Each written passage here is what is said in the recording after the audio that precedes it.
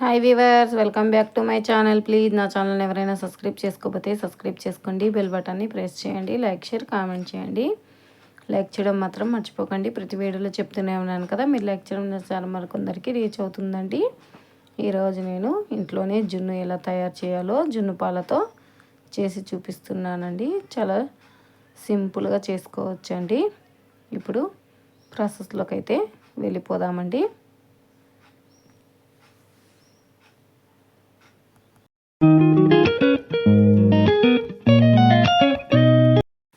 ఇంకా మాకు పాలు పోసే అంకుల్ అయితే మాకు జున్ను పాలు అయితే ఇచ్చారండి. ఇంకా జున్ను పాలను అయితే ఒక గిన్నెలోకి అయితే తీసుకుంటున్నానండి.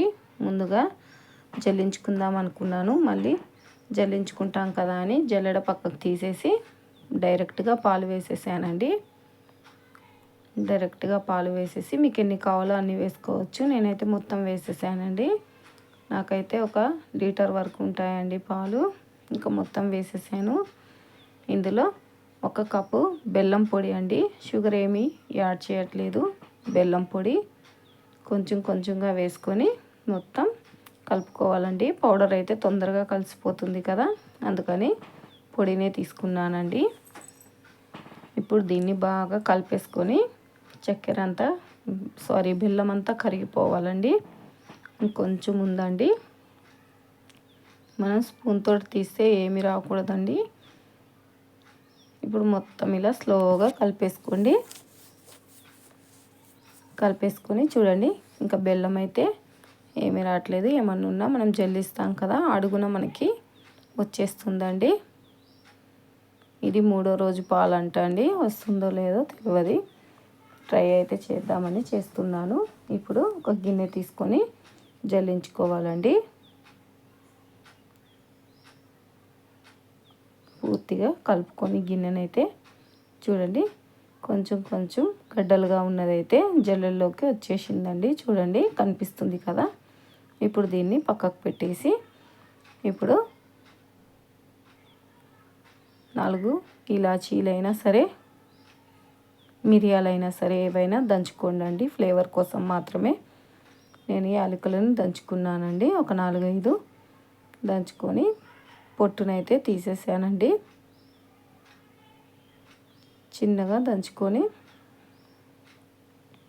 పొట్టు తీసేసి గింజల్ని మాత్రమే పైన కొంచెం స్ప్రింకిల్ చేసేసుకొని ఇప్పుడు దీన్ని స్టవ్ పైన ఆవిరికి పెట్టుకోవాలండి. మనం ఇడ్లీ ఎలా ఉడకపెడతామో అలా కుక్ చేసుకోవాలి. ఇడ్లీ పాత్రలైనా పెట్టుకోవచ్చు, నేనైతే కడాయిలోనే పెడుతున్నానండి. ఒక స్టాండ్ పెట్టేసి దీన్నైతే పెట్టేసి మధ్య మధ్యలో చెక్ చేసుకుంటూ ఉండాలండి. లేకుంటే ఇప్పుడు గిన్నె పెట్టేసుకొని పైన పెట్టేసి దీనిపైన ఒక మూత పెట్టేయండి చిన్నగా. మళ్ళీ పైన ఒక పెద్ద మూత అండి, ఆవిరి నీళ్ళు లోపలికి పోకుండా అండి. ఇంక ఇప్పుడు మళ్ళీ కొంచెం కుక్ అవుతుందండి. చూడండి పొగలైతే ఎలా వస్తున్నాయో. ఒక్కసారి అయితే తీసి చూద్దామండి. నీళ్ళు కూడా ఆవిరైపోయాయి కొన్ని.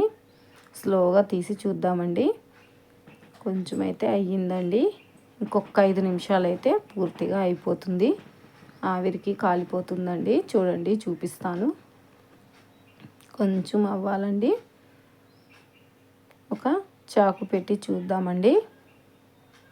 ఇంకా కాలేదండి. మనం చాకు పెడితే పూర్తిగా లోపలికి దిగాలండి. నేనైతే మళ్ళీ ఇంకొక 10 నిమిషాల తర్వాత చూపిస్తున్నాను.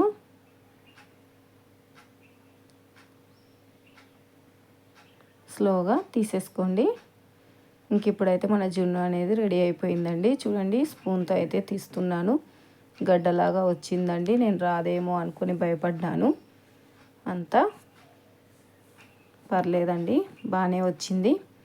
మీరు కూడా జున్ను ఇష్టమైన వాళ్ళైతే కామెంట్ చేయండి ఎలా ఉందో. టేస్ట్ కూడా చాలా సూపర్గా ఉందండి. నాకైతే చాలా బాగా నచ్చింది. మా పాప చేయి మమ్మీ అంటే ఇంకా జున్ను పాల అంకుల్ని అడిగితే ఇచ్చాడండి. మీకు కూడా నచ్చితే ఎలా ఉందో కామెంట్లో తెలియజేయండి.